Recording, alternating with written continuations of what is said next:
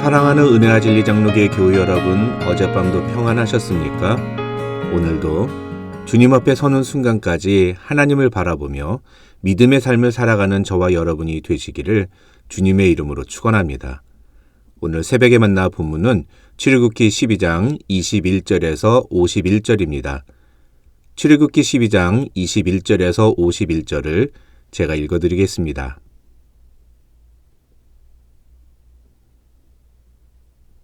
모세가 이스라엘 모든 장로를 불러서 그들에게 이르되 너희는 나가서 너희의 가족대로 어린 양을 택하여 유월절 양으로 잡고 우슬초 묶음을 가져다가 그릇에 담은 피에 적셔서 그 피를 문 인방과 좌우 설주에 뿌리고 아침까지 한 사람도 자기 집 문 밖에 나가지 말라.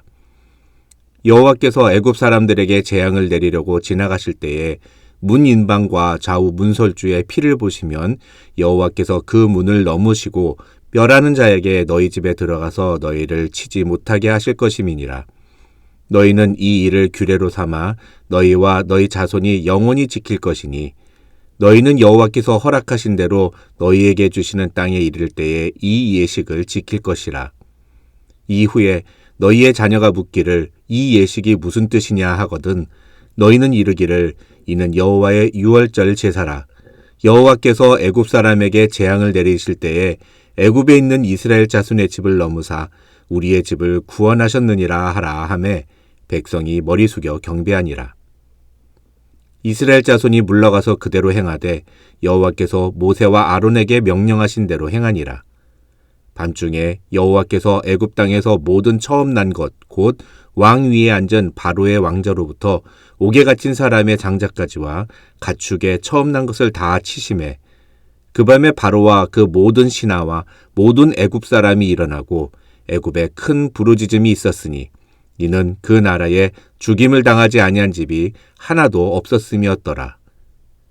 밤에 바로가 모세와 아론을 불러서 이르되 너희와 이스라엘 자손은 일어나 내 백성 가운데서 떠나 너희의 말대로 가서 여호와를 섬기며 너희가 말한 대로 너희 양과 너희 소도 몰아가고 나를 위하여 축복하라 하며 애굽 사람들은 말하기를 우리가 다 죽은 자가 되도다 하고 그 백성을 재촉하여 그 땅에서 속히 내보내려 하므로 그 백성이 발교되지 못한 반죽 담은 그릇을 옷에 싸서 어깨에 매니라. 이스라엘 자손이 모세의 말대로 하여 애굽 사람에게 은금 패물과 의복을 구하매 여호와께서 애굽 사람들에게 이스라엘 백성에게 은혜를 입히게 하사 그들이 구하는 대로 주게 하심으로 그들이 애굽 사람의 물품을 취하였더라.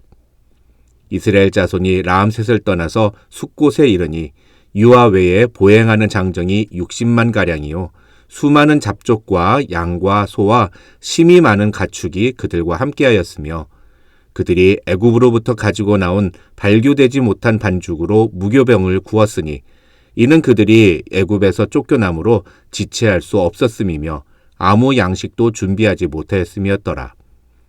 이스라엘 자손이 애굽에 거주한 지 430년이라.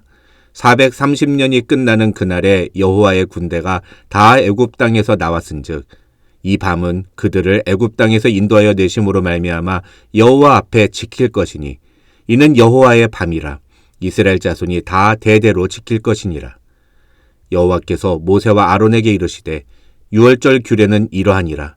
이방 사람은 먹지 못할 것이나 각 사람이 돈으로 산 종은 할례를 받은 후에 먹을 것이며 거류인과 타국 품꾼은 먹지 못하리라. 한 집에서 먹되 그 고기를 조금도 집 밖으로 내지 말고 뼈도 꺾지 말지며 이스라엘 회중이 다 이것을 지킬지니라. 너희와 함께 거류하는 타국인이 여호와의 유월절을 지키고자 하거든 그 모든 남자는 할례를 받은 후에야 가까이 하여 지킬지니 곧 그는 본토인과 같이 될 것이나 할례 받지 못한 자는 먹지 못할 것이니라. 본토인에게나 너희 중에 거류하는 이방인에게 이 법이 동일하니라 하셨으므로 온 이스라엘 자손이 이와 같이 행하되 여호와께서 모세와 아론에게 명령하신 대로 행하였으며 바로 그날에 여호와께서 이스라엘 자손을 그 무리대로 애굽 땅에서 인도하여 내셨더라.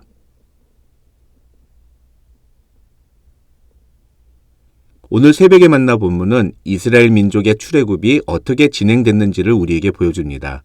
하나님께서 말씀하시는 10번째 재앙과 유월절 절기에 대해 들은 모세와 아론은 21절을 보면 이제 자신들이 하나님께로부터 들은 내용을 이스라엘 모든 장로들에게 그대로 전달합니다. 그 내용이 27절까지 나옵니다. 그러자 28절을 보면 성경은 이스라엘 자손이 물러가서 그대로 행하되 여호와께서 모세와 아론에게 명령하신 대로 행하니라고 말합니다.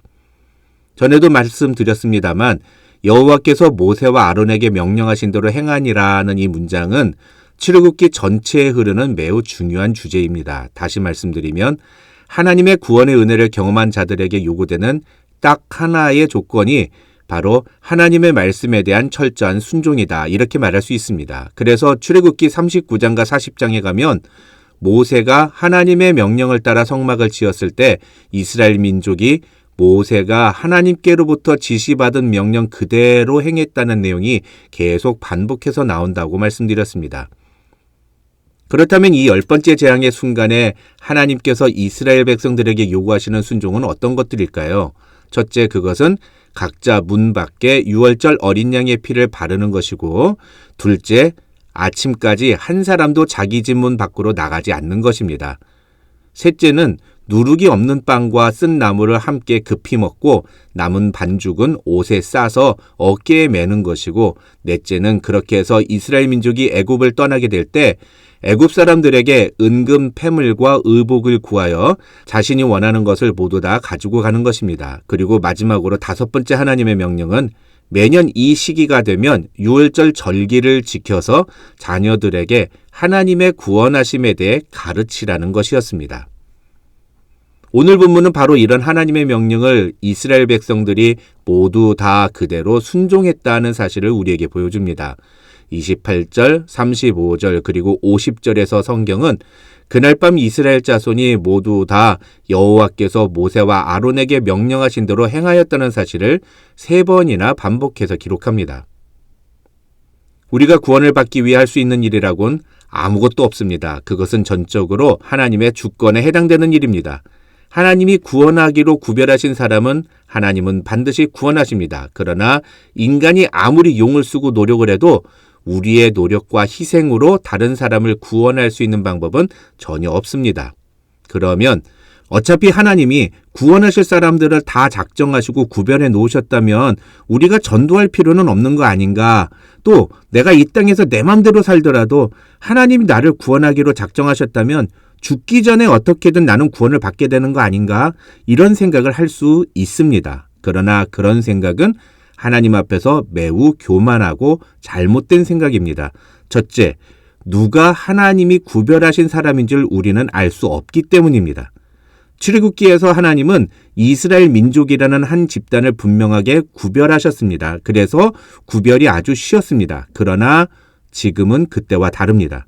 이 세상에 사는 사람들 가운데 하나님께서 구별하신 사람이 있고 구별하지 않은 사람이 섞여 있습니다. 그래서 외형적인 조건이나 행동을 가지고 결코 하나님의 구별 여부를 판단할 수 없습니다.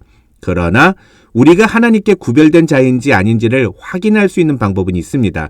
그 모습이 우리에게 보이면 우리가 구별된 백성이라는 확신을 가져도 틀림이 없습니다. 그것이 바로 하나님의 명령에 대한 자세입니다. 하나님이 말씀하신 대로 순종하고자 하는 마음이 우리 안에 있으면 우리는 구원받은 자일 가능성이 높습니다. 그러나 우리의 마음에 하나님의 말씀에 대한 순종이 아닌 나의 판단, 나의 선택, 나의 의지만 가득하다면 그 사람은 아무리 종교심이 뛰어나고 오랫동안 교회를 다녔다 하더라도 하나님께 구별된 사람이라고 보기 어렵습니다. 유월절 날 밤에 온 애굽을 지나간 죽음의 사자는 하나님의 말씀에 순종한 자의 집을 넘어갔습니다. 만약에 애굽 사람들 중에도 하나님의 이 말씀을 듣고 그 말씀대로 순종한 자가 있었더라면 아마 그 사람도 구원의 대상에 포함됐을 것입니다. 그러나 안타깝게도 애굽 사람들 중에는 그런 사람이 단 한 사람도 없었습니다. 그래서 우리는 하나님의 말씀에 불순종하는 자를 구원받기로 구별된 자라고 말할 수 없는 것입니다.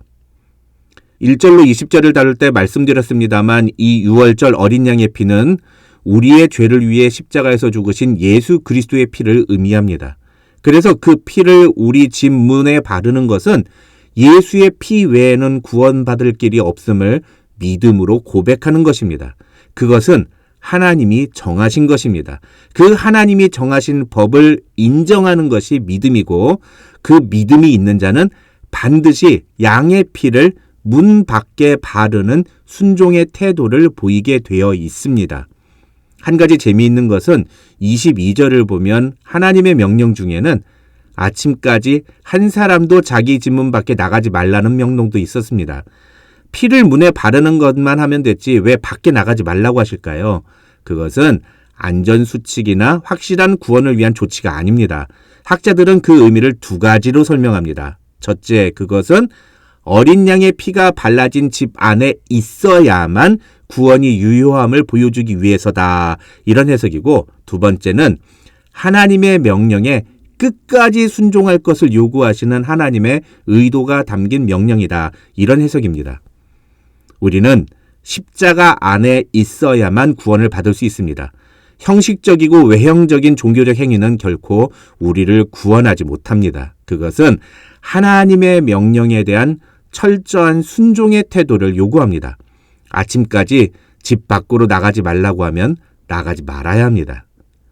저는 여기에 또 하나의 의미가 담겨 있다고 생각합니다. 바로 우리 가족의 구원은 우리 가족이 책임을 져야 한다는 것입니다.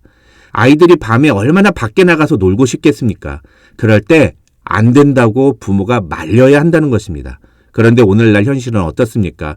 우리의 자녀들이 너무 쉽게 구원의 문을 박차고 나가버립니다. 예수님을 버립니다. 무엇 때문에 우리의 자녀들이 이렇게 되었을까요? 그것이 혹시 부모가 자녀들에게 올바른 믿음을 보여주지 못했기 때문은 아닐까요? 오늘 말씀을 통해 예수 그리스도의 십자가 보혈 아래 거하는 저와 여러분이 되시기를 주님의 이름으로 축원합니다. 그리고 하나님이 우리에게 말씀하시는 모든 명령을 그대로 순종하는 하나님의 구별된 백성들이 되시기를 주님의 이름으로 축원합니다. 믿음은 순종을 통해 증명되는 것입니다. 저와 여러분 모두 하나님의 말씀대로 순종하는 믿음의 자세를 통해서 날마다 하나님의 구원의 은혜를 경험하는 성도들이 되시기를 주님의 이름으로 축원합니다.